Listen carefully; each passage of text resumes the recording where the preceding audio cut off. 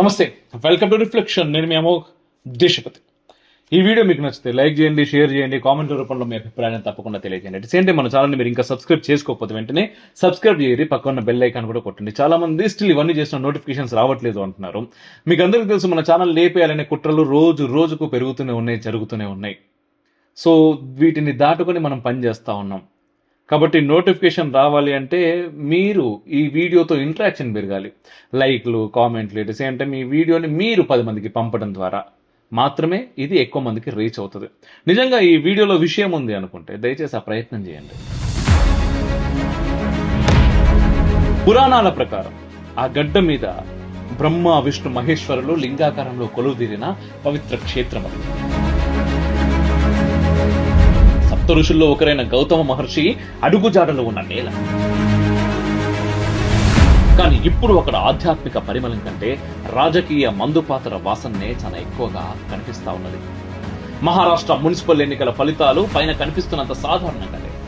పైన బీజేపీ జెండా రెపరెపలాడుతా ఉన్నది, కింద కాంగ్రెస్, శివసేనల పునాదులు కదులుతున్నాయి. కానీ వీటన్నిటికీ మించి మాలేగావ్ కేంద్రంగా ఒక time bomb tick tick tick tick అంటుంది. అదే ఇస్లాం పార్టీ ఆవిర్భావం.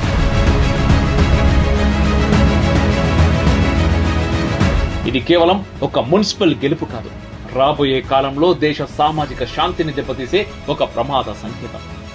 అసలేం జరుగుతుంది మాలేగావ్లో ఒక్కసారి మనం తెలుసుకునే ప్రయత్నం చేద్దాం. మహారాష్ట్ర మున్సిపల్ ఎన్నికల్లో బీజేపీ తన సత్తా చాటింది. కాంగ్రెస్, శరద్ పవార్ ఎన్సీపీ, ఠాక్రే, శివసేనలు వెనుకబడినాయి. కానీ మాలేగావ్ మున్సిపాలిటీ దగ్గరకు వచ్చేసరికి సీన్ మొత్తం రివర్స్ అయింది. మొత్తం 84 స్థానాల్లో ఇస్లాం పార్టీ ఏకంగా 35 సీట్లు గెలుచుకున్నది. మజ్లిస్, ఏఐఎంఐఎం 21 సీట్లు సాధించింది. సమాజ్వాదీ పార్టీ 5 సీట్లు. అంటే బీజేపీ, కాంగ్రెస్లను మట్టి కరిపించి ఈ 3 మతపరమైన ప్రాంతీయ పార్టీలు కలిసి పీఠాన్ని కైవసం చేసుకోబోతున్నాయి. గతంలో కాంగ్రెస్, ఎన్సీపీలలో పనిచేసిన మాజీ ఎమ్మెల్యే ఆసిఫ్ షేక్ ముస్లిం ఓటర్లలో ఉన్న అసంతృప్తిని పసిగట్టిండు. సెక్యులర్ పార్టీలు మనల్ని వాడుకుంటున్నాయే తప్ప రక్షిస్తలేవు అనే భావనను బలంగా నాటిండు.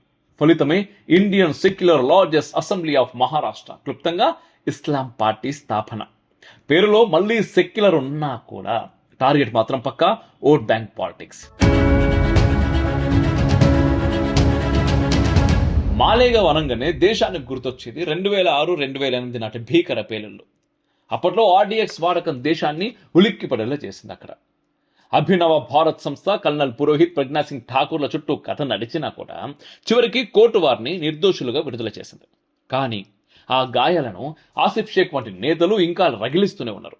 బీజేపీ అధికారంలో ఉంటే ముస్లింలకు ప్రమాదం అనే భయాన్ని ఆయుధంగా మార్చుకున్నారు. 2006లో కౌమీ మహజ్ పేరుతో మొదలైన ప్రస్థానం నేడు ఇస్లాం పార్టీగా మారి అధికారాన్ని శాసించే స్థాయికి చేరింది. ఇది కేవలం మహారాష్ట్రకే పరిమితమా? అస్సలు కాదు. ముస్లిం ఓటర్లు ఇప్పుడు కాంగ్రెస్ వంటి సెక్యులర్ ముసుగు పార్టీలను నమ్మడం మానేశారు. వారు తమ సొంత మత ప్రాతిపదికన ఉన్న పార్టీల వైపు మొగ్గు చూపుతున్నారు. మహారాష్ట్రలో మజ్లిస్ పార్టీ 114 వార్డులను గెలుచుకున్నది. శంభాజీనగర్, అమరావతి, నాందేడ్ వంటి పట్టణాల్లో బాగా వేస్తున్నది. బీహార్లో ఇప్పటికే మజ్లిస్ ప్రభావం మనం చూసాం. బెంగాల్లో హుమయూన్ నాయకత్వంలోని జనతా ఉన్నయన్ పార్టీ, అస్సాంలో బద్రుద్దీన్ అజ్మల్ నేతృత్వంలోని ఏఐయుడిఎఫ్, కేరళలో ఎస్డిపిఏ అదే పిఎఫ్ఐ రాజకీయ విభాగం. పట్టణాల్లో మారుతున్న డెమోగ్రఫీ కూడా, ఈ జనాభా నిష్పత్తి అంటూ ఉంటాం కదా, ఇది కూడా ఈ పార్టీలకు ఒక వరంగా మారుతున్నది. ఇది దేశ సామాజిక నిర్మాణానికి చాలా పెద్ద హెచ్చరిక.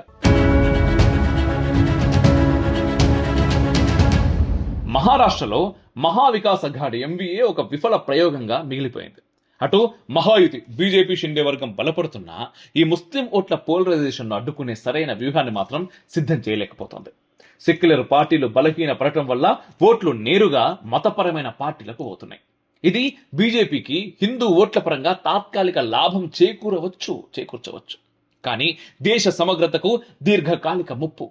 ఫైనల్గా ఒక్క మాట, మన రాజకీయ నాయకులు ఎంతటి మేధావులంటే దేశ ముక్కలు అయిపోయినా పర్వాలేదు, తమ ముక్క అదే వాళ్ళ సీటు పదిలంగా ఉంటే చాలు అనుకుంటారు. కాంగ్రెస్ వారు మేము సెక్యులరిజం కాపాడుతామని చెప్పి ఏకంగా తమ ఓటు బ్యాంకునే పోగొట్టుకున్నారు. ఇప్పుడు మాలేగావ్లో ఇస్లాం పార్టీ పేరు వింటే చాలు వారికి సెక్యులర్ వణుకు పుడుతున్నది. అటు బీజేపీ వాళ్ళు గెలుపు మత్తులో ఉన్నారు, కానీ కింద మందు పాత్ర సిద్ధమవుతోందని గమనించినట్టు లేరు. త్రిమూర్తులు కొలువైన చోటు ఇప్పుడు పార్టీల తాకిడి పెరిగింది. ఒకప్పుడు అక్కడ ఋషుల మంత్రోచ్చారాలు వినిపించేవి, ఇప్పుడు ఓట్ల కౌంట్ డౌన్ శబ్దాలు వినిపిస్తున్నాయి. రాజకీయ నాయకులు 10 కాలాల పాటు పదవిలో ఉండాలని వేసే ఎత్తుగడలు సామాన్య ప్రజల ప్రశాంతతను బలి తీసుకోకపోతే చాలు. సెక్యులరిజం చనిపోయిందని ఏడవాలా, లేక మతం రంగు పులుముకున్న రాజకీయం వెర్రితలలో వేస్తోందని నవ్వుకోవాలో అర్థం కాని పరిస్థితి. అసలు నిజమైన సెక్యులరిజం ఈ దేశంలో ఎవడికి నేర్పించాలి? అసలు సెక్యులరిజం అనేది ఎప్పుడొచ్చింది ఈ దేశంలోకి? అది రాకముందు ఎంతమంది ఉన్నారు, రాకముందు ఎట్లా బ్రతికిర్రు, వచ్చిన తర్వాత ఆ సెక్యులరిజం కాస్త సూడో సెక్యులరిజంగా ఎలా మారిపోయింది చూసిరు కదా. జనాభా నిష్పత్తి ఎట్లా మారుతున్నది. ఇంట్లో ఉన్నోడే సరిపోడంటూ బయట నుంచి వస్తున్నారు. బయట నుంచి వచ్చిన వాడు ఎవరికి ఓటేస్తున్నాడు? ఈరోజు మతతత్వ పార్టీలు, మతతత్వ మీడియా ఛానళ్ళు, మతతత్వ మనుషులు అని మాట్లాడుతున్నారు కదా.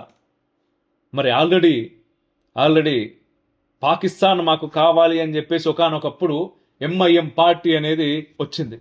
మరి పాకిస్తాన్ వచ్చేసింది, పాకిస్తాన్ ఇచ్చేసిర్రు, మత ప్రాతిపదికన దేశాన్ని విడగొట్టిర్రు. విడగొట్టినప్పుడు అందరు అటుపోయిర్రా? పోలేదు. అది మత ప్రాతిపదికన విడిపోయినటువంటి దేశం పాకిస్తాన్ అయింది, భారత్ ఏమో సెక్యులర్ కంట్రీ అయింది. అందరం ఉన్నాం, అందరం బాగుండాలి అనుకున్నాం. మళ్ళీ ఆ తర్వాత ఎంఐఎం కాస్త ఏఐఎంఐఎం అయింది. మరి ఇప్పుడు ఇంకో ఇస్లామిక్ పార్టీ వచ్చేసింది, డైరెక్ట్గా ఇస్లాం పార్టీ వచ్చింది. ఎటు వెళ్తున్నాం మనం? భయం నీడలో బ్రతుకుతున్నాం. భయం నీడలో బ్రతికితే ఆ బ్రతుకు ఎంతో కాలం సాఫీగా సాగదు. ఎవరు గమనించాలి? నిజంగా ఎవరికి ఏం చెప్పానో కూడా అర్థం కాని పరిస్థితి. ప్రతి నాయకుడు ఎవరి సొంత సీటు కోసం వారి ప్రయత్నం. మరి ఫైనల్గా జడ్జిమెంట్ ఎవరు ఇవ్వాలి? ఈ దేశంలో ఉండే ప్రజల బ్రతుకుల గురించి ఆలోచించే వాళ్ళు ఎక్కడున్నారయ్యా? ఎవరు ఆలోచించాలి? ఎవరు ఆలోచిస్తున్నారో వాళ్ళ గురించి ఎవరు ఆలోచించాలి? ఇదంతా వింటా ఉంటే నవ్వొస్తూ ఉంటుంది. ఏం చేయగలుగుతాం? ఏం చేయాలి? ఏం చేస్తున్నాం?